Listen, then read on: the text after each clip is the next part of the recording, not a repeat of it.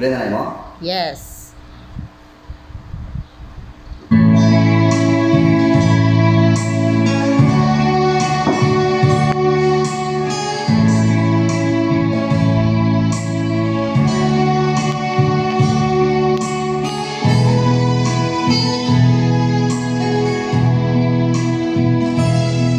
Ang atong kalibutan puno sa kasalanan, akit na niyagiyuman.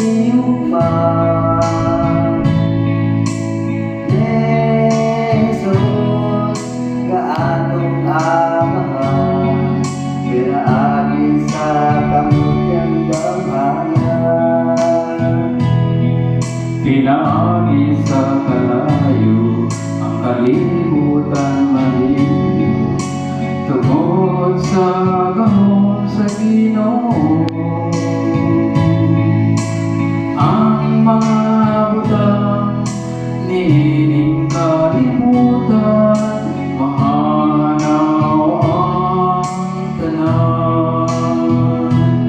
O adunay putulan, bago ngayuga, balang siyudad, uluyanan sa katawan.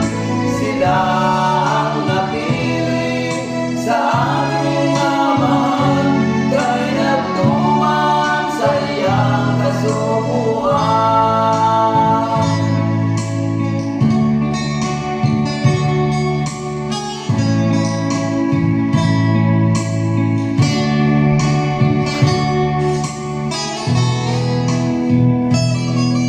Akong igsoon, ikaw pa nahigulong sa atong palangon karon.